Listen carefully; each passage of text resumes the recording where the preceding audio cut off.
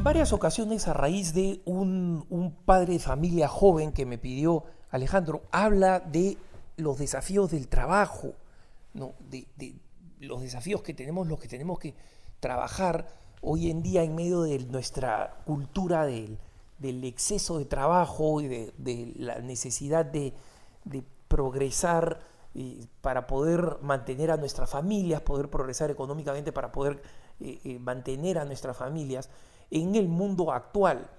Esto fue seguido por otra reflexión bastante reciente sobre que fue hecha por una esposa muy hermosa, sobre cómo a veces el tiempo que se puede dedicar a los hijos no es controlado por quienes ocupan un papel de servicio público fundamental a la sociedad, como son los gendarmes, los guardias civiles, los policías, los carabineros, como pueden ser los bomberos, por ejemplo, como pueden ser los militares y otros servicios de esta naturaleza, ¿no? Los médicos o enfermeras en hospitales públicos, y donde simplemente el papel que cumplen de servicio a la sociedad tiene un componente de sacrificio, ¿no? Y cómo es fundamental que la esposa, o en el caso de las enfermeras, el esposo, comprenda esta realidad, ¿no? Pero decía que en todo caso siempre se aplicaba la ley ante los hijos de comprender que la primera vocación de un padre o de una madre es ser padre o madre, y que en consecuencia ni siquiera los aspectos más fatigosos del trabajo justifican que cuando lleguen a casa digan: no quiero saber nada de los hijos, no quiero saber nada de la casa. No, ahí tiene que haber un espíritu sacrificial, y un espíritu sacrificial, el espíritu de la maternidad, que se entrega a la vida de los hijos. Sin embargo, en el contexto de hablar del mundo laboral, un hermano a través de Así Prensa me hace una pregunta que es crucial, y es: ya que estamos hablando del trabajo, Alejandro, ¿podemos hablar del trato a los empleados y a los subordinados, es decir, a los que están debajo de nosotros?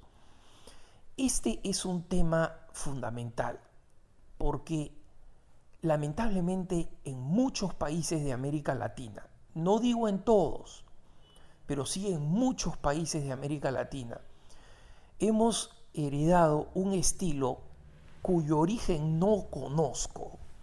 Y algunos dirán: no, es que fueron los españoles. No lo creo, porque cuando uno va a España, el sentido de la dignidad de la persona y el espíritu igualitario es evidente. No sé si eso será algo nuevo o reciente, ¿no? Pero lo cierto es que en muchos de nuestros países, la manera como se trata a los trabajadores en términos de sueldo, en términos de confianza, en términos de preocupación por ellos, es increíble. Y es fundamentalmente un marco mental. O sea, conozco personas que tienen muchos recursos económicos y que son católicos devotos, de vida de oración, de vida devota, de vida piadosa, de vida generosa a la iglesia, que entregan tiempo, dinero, esfuerzo. Pero es curioso cómo cuando tratan a las empleadas del hogar o las nanas, las que se encargan de los hijos, etc., realmente tienen en la cabeza una especie de ADN, una especie de código mental que las hace tratar o los hace tratar a estas personas como si realmente fueran ciudadanos de segunda clase. Y he escuchado múltiples justificaciones: es que, Alejandro, no están acostumbrados a que se les trate bien, si tú los tratas muy bien se te suben al codo. Y muchas veces estas cosas pueden ser verdad. Ya existen tantos años de maltratos en sociedades en las cuales a mí me consta, porque las he visto con mis ojos, como por ejemplo México, el Perú, Bolivia, ¿no? Y no digo que esto no suceda en otros países, pero estoy hablando de los países en los que lo he visto, Guatemala también, donde he visto que muchas veces la gente mestiza racialmente o la gente de origen del campo que viene a servir a las casas o que viene a enlistarse en el mundo obrero, son tratados de verdad como ciudadanos de segunda clase. Y como esto ya acontece por, cientos de años, existe una desconfianza mutua. Y es verdad que a veces, cuando a algunas personas que no son tratadas dignamente se les trata de pronto con generosidad, muchas veces estas personas abusan de esa generosidad. ¿Y por qué? Porque se ha creado una cultura de la diferencia, de la indignidad y de la desconfianza que afecta a ambos lados. Hace que el que tenga el poder, la autoridad o los recursos económicos desconfíe y piense en el fondo que la persona que trabaja para mí o me sirve o me atiende o he contratado no es una persona de suficiente confianza, ¿no? Y entonces tengo que estarla tratando con una cantidad enorme de limitaciones. Muchas de esas limitaciones sobre, por ejemplo, espacios para vivir, etcétera, son humillantes, son verdaderamente anticristianas. Y en muchos casos he visto que, por el otro lado, obviamente existe una cultura en la que los trabajadores, la gente más humilde, la gente que ocupa los papeles más modestos, son tan maltratados, son tan humillados y viven bajo tal cantidad de circunstancias que ellos mismos desarrollan una mentalidad de tratar de sacar provecho de cualquier circunstancia que se les presente.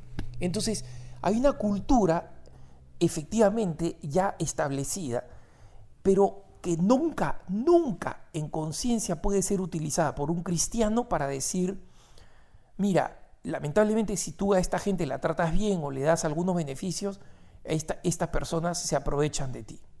Miren, hermanos, yo he visto que es posible, lo he experimentado y lo he visto en algunas personas católicas serias que conozco, que han cambiado la manera de tratar y de relacionarse con estas personas que trabajan para ellos o que les sirven. Comienzan a ser gradualmente más generosos en las condiciones de vida que les dan, salario, espacios de vivienda, ¿no?